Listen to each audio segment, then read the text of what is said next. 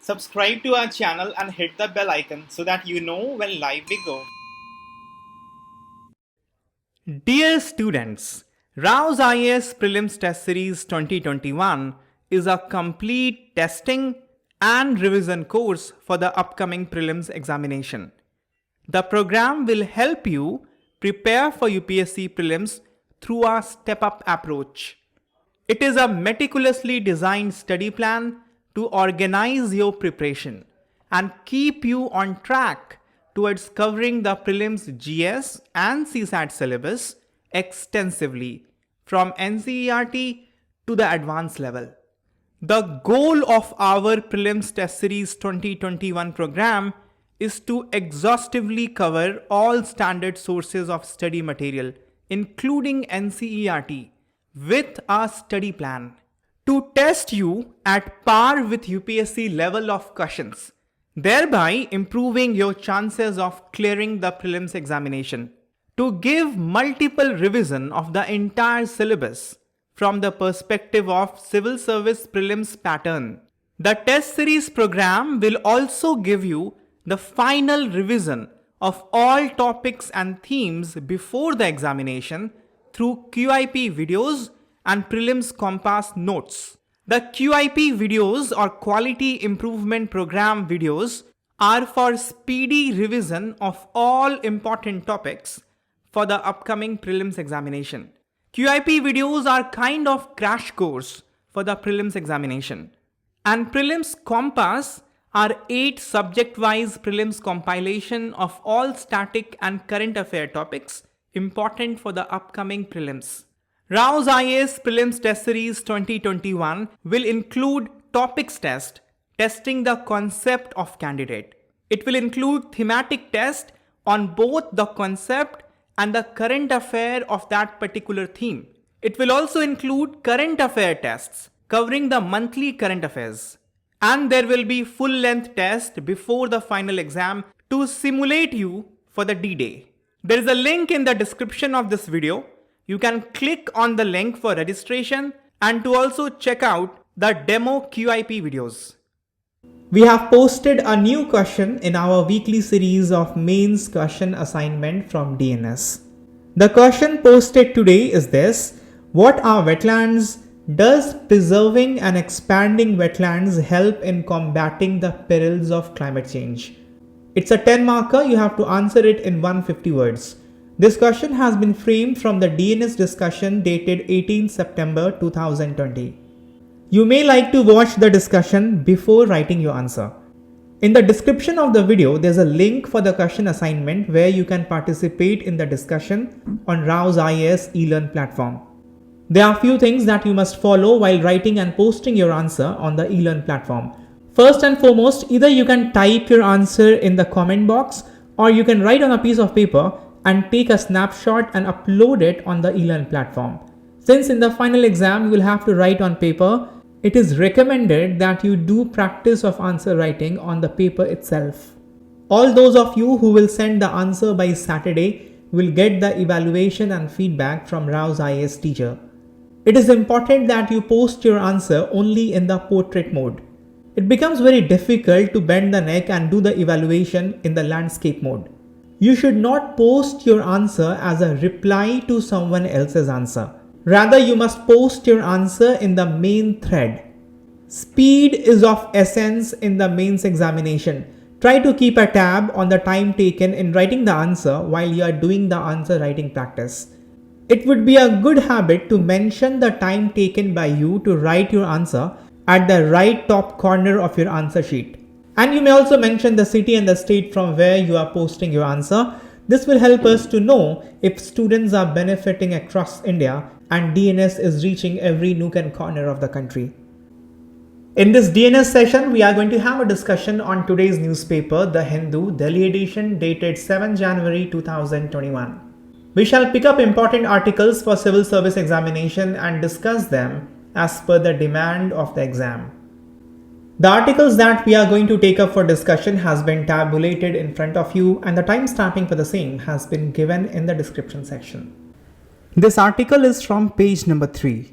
How are candidates selected for UPSC mains and interview? This is the question that Delhi High Court is asking the center and the UPSC. The thing is that a petition was filed in the Delhi High Court by an NGO called as Sambhavna against the notification of UPSC for the civil service mains examination that is going to begin from tomorrow. So you can also see this article from the point of view of importance of NGOs in the overall governance process in the country.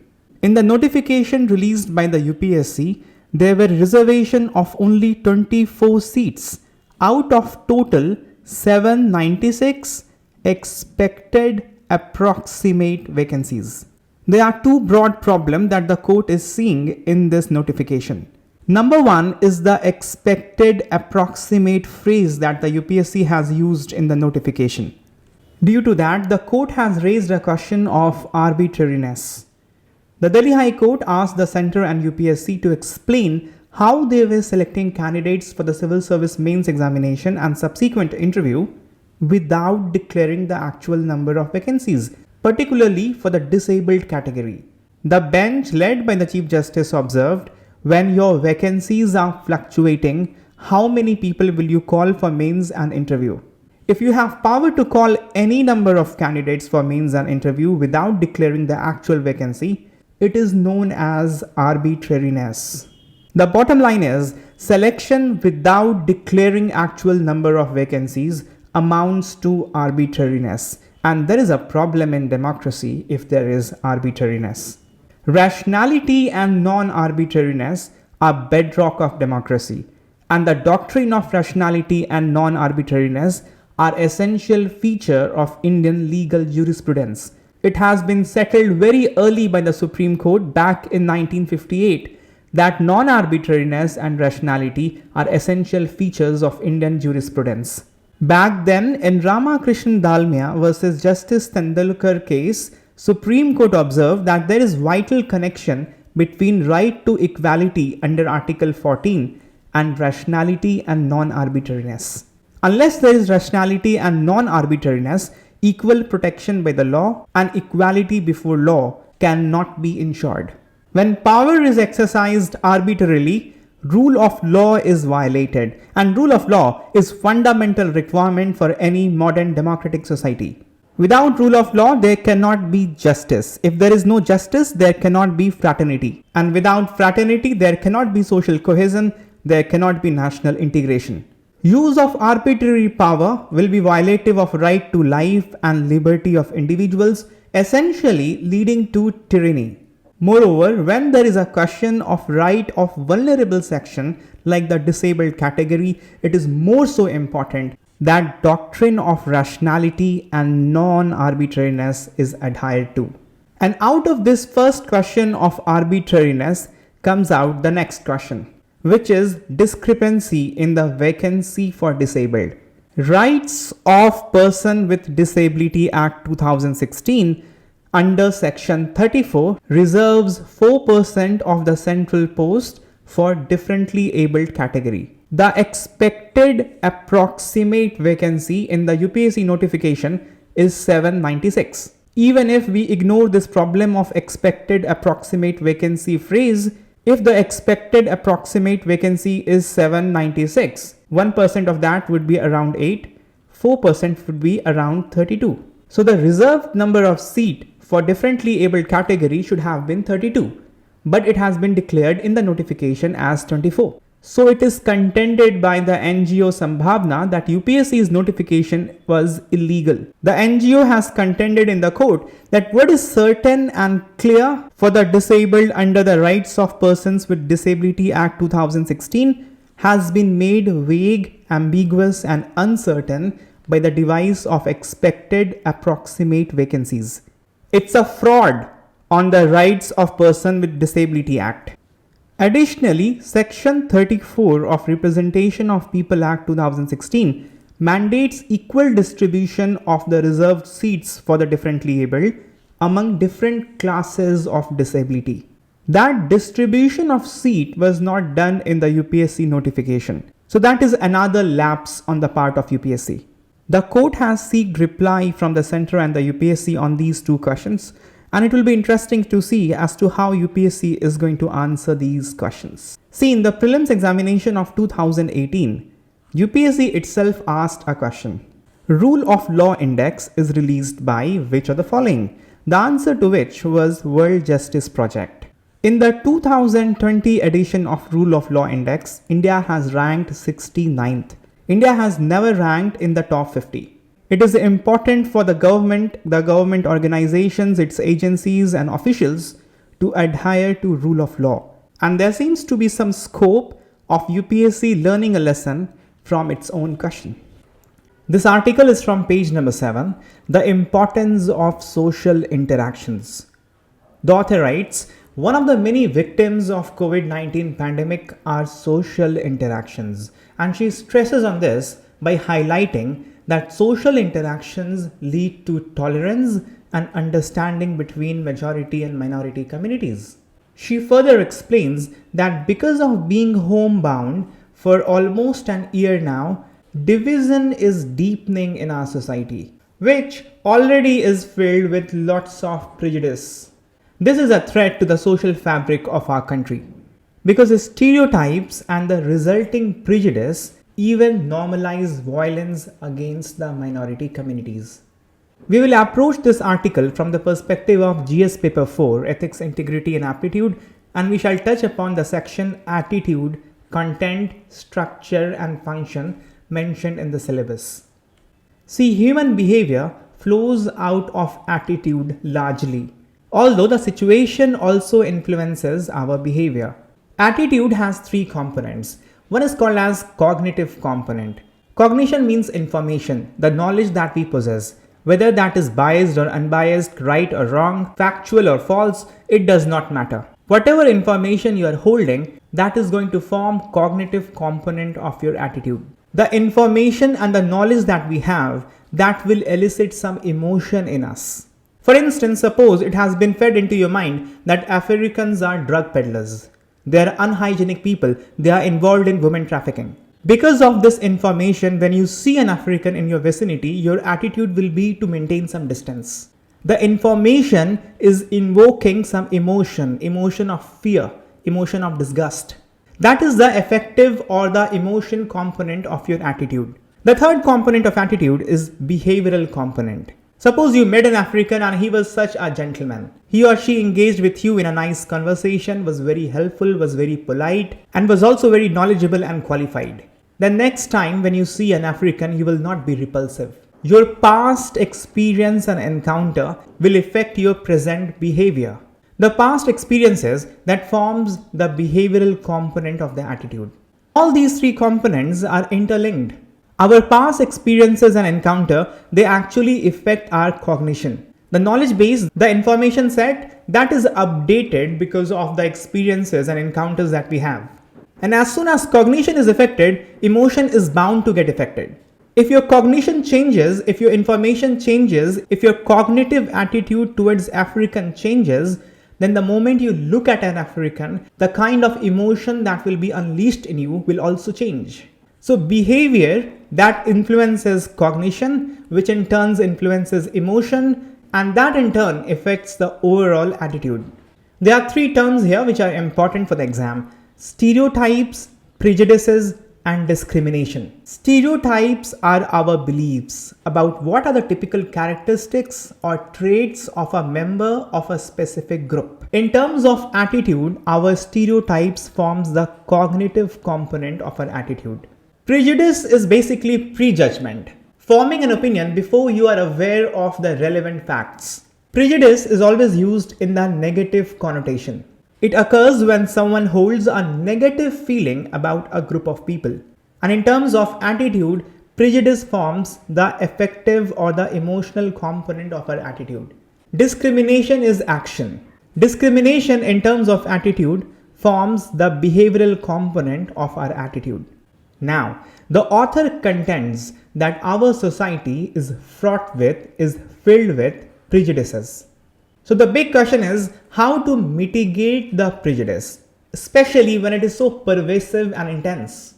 The author takes the help of work of Gernard Alpert, which was done in 1954. He published The Nature of Prejudice, and in that he gives a theory on prejudice, which popularly came to be known as the contact hypothesis.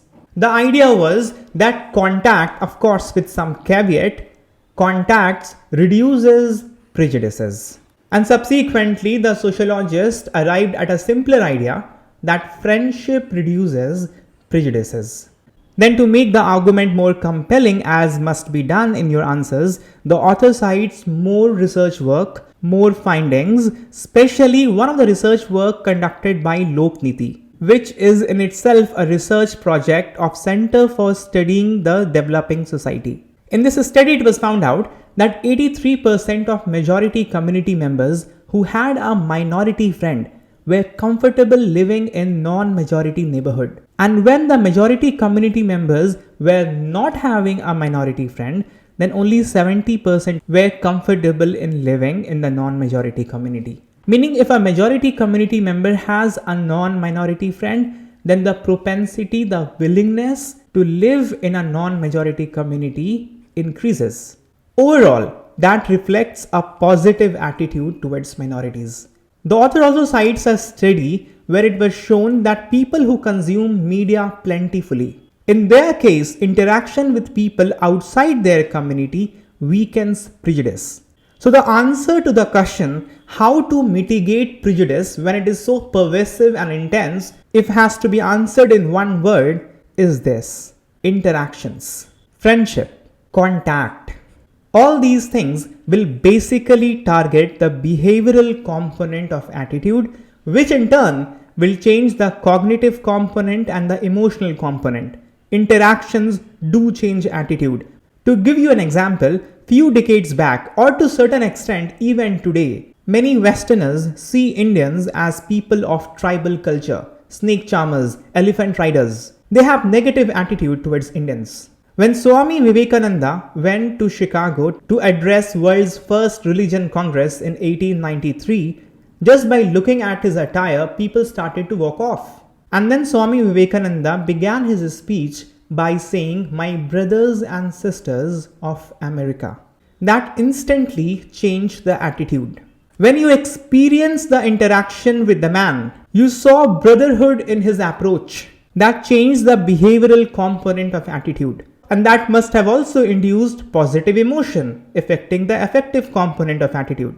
After the speech, the information that they must be carrying about Indians must also have changed, affecting the cognitive component of attitude. The point to understand here is behavioral component affect both emotional component and cognitive component of attitude. That is why interaction is so very important. However, the author also says that close interaction will have minimal effect if the attitude of suspicion and negativity towards minorities are deeply entrenched in the society. Also, if the interaction is such that members from majority community have members from minority community as friends, but they consider their friend to be exception to the rule, meaning that their friend is good, but the entire minority community is not good, then in these cases, even the close interaction will not cross the threshold to bring social cohesion. If you look from this model, if the cognitive component of attitude is extremely strong, meaning you are jaundiced with suspicion, then even few positive interaction will not affect the overall attitude. The author further says that if there is ghettoization of minorities, then naturally that will reduce the social interactions. So behavioral component will have very few opportunity to be changed. So if we ask this question yet again, how to mitigate prejudice, the answer will not change very much.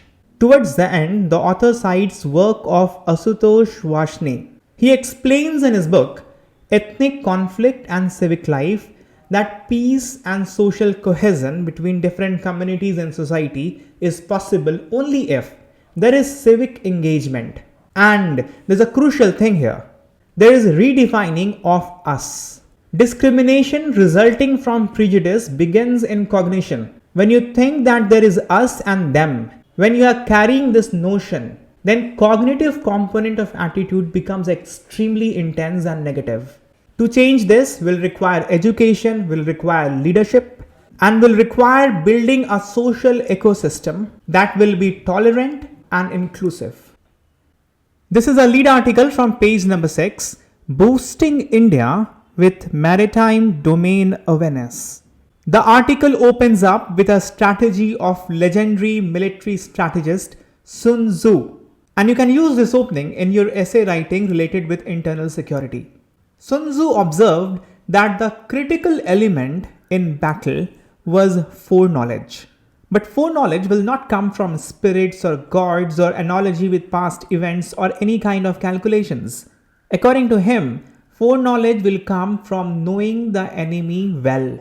Even in the present time, foreknowledge is very important, both for war and for internal security. And in this regard, there must be more cooperation, information fusion, and development of network and architecture for information sharing. This foreknowledge is being referred to as maritime domain awareness. India recently has taken many steps to increase maritime domain awareness in and around Indian Ocean region.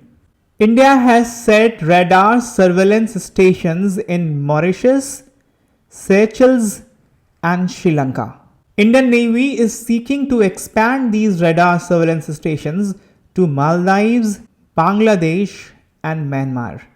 After the Galwan Valley clash in June last year, there was increased threat of Chinese aggression in the eastern coast of India. So India has increased the surveillance of the region using P-8I aircrafts.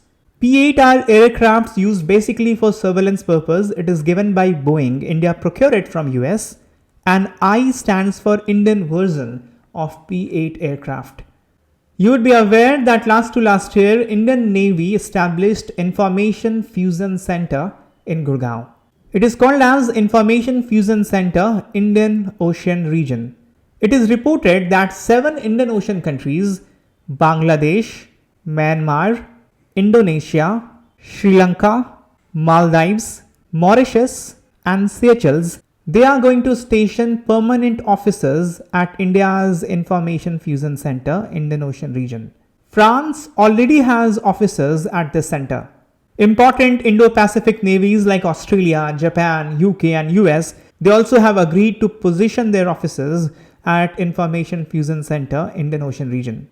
A similar Information Fusion Center is stationed at Madagascar, that is called as Regional Maritime Information Fusion Center. India has positioned its officer at Regional Maritime Information Fusion Center. Regional Maritime Information Fusion Center has been set up under the auspices of Indian Ocean Commission, which comprise 5 small island states in Western Indian Ocean: Comoros, Madagascar, Mauritius, Reunion Island, and Seychelles. And by virtue of Reunion Island, France is a member of Indian Ocean Commission. In March last year, India got observer status in Indian Ocean Commission. A similar information sharing center called as European Maritime Awareness is located in Abu Dhabi in UAE. And India has posted an officer here that will help us monitor the maritime activity in the Persian Gulf and Strait of Hormuz. And you would be aware of India's military satellite called as GSAT-7A. This satellite will soon facilitate a real-time sharing of maritime information with partners of India.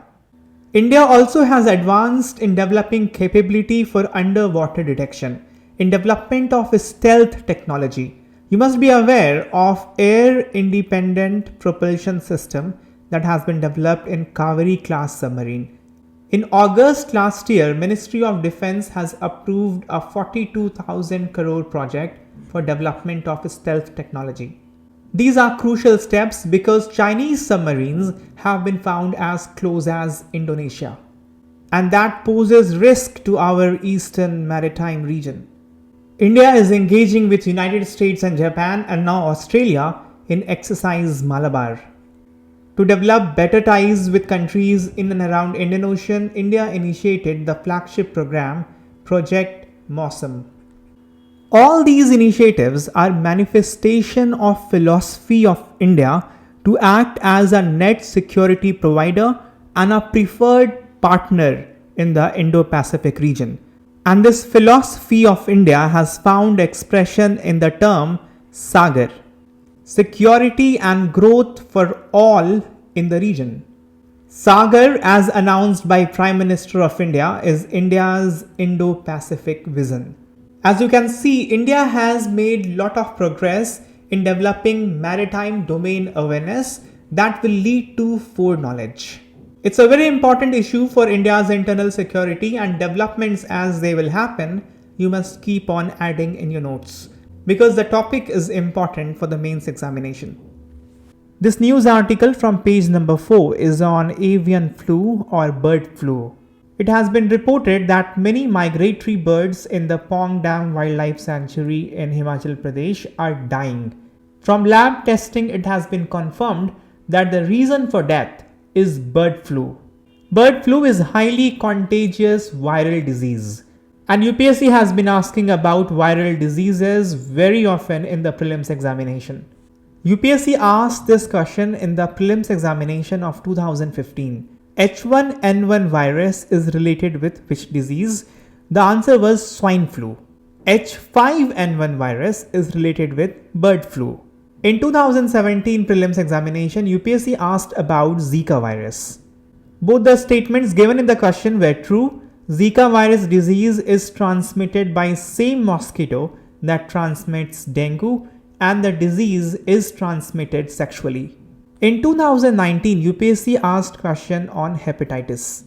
They were asking to pick up incorrect statement, and the incorrect statement was hepatitis B, unlike hepatitis C, does not have vaccine. But the fact is the other way around. So the diseases, the virus, vaccines which are in news, you have to do that as part of your prelims preparation. Regarding bird flu or the avian flu or avian influenza, flu is for influenza. You have to know these things. First of all, it is highly contagious viral disease. Since it is contagious, so it raises alarm bell. Controlling avian flu becomes very difficult, and extreme measures like culling of infected animals or suspected infected animals is undertaken. Many of the food producing bird species, both domesticated and wild, are infected by bird flu. Also, humans and other animals may be infected by bird flu. However, as per World Health Organization, infection to human beings come from direct contact with infected birds. People to people transmission is not there. Also, as per the advisory given by World Health Organization, if the poultry food is properly cooked, then transmission of disease does not happen. The bird flu virus is highly sensitive to heat. It dies in the cooking process. The bird flu or the avian influenza virus is a type A influenza virus. Influenza viruses are of 3 types, A, B and C. Only type A is known to infect animals, and it is zoonotic, meaning it can be transferred from animals to humans. Type B and type C are known to infect only human beings, and they are mild in nature. But type A influenza virus are very dangerous. One of the types of type A influenza virus is H5N1. It is very dangerous, highly contagious. It can destroy the entire poultry industry. The mortality rate in case of H5N1 is as high as 50%. In 2019, India was declared free from avian influenza virus H5N1. This status was notified by World Organization for Animal Health, which is an intergovernmental organization. But the status will last only till the time next outbreak is reported. That is why the news coming from the Pong Dam Wildlife Sanctuary of Himachal Pradesh is creating concern. We have come to the end of today's DNS session. The answer to yesterday's question of the day and today's question of the day has been displayed on your screen. Take your time to solve it and go through today's DNS quiz on our eLearn platform. Thank you very much for hearing me out. Goodbye. Take care.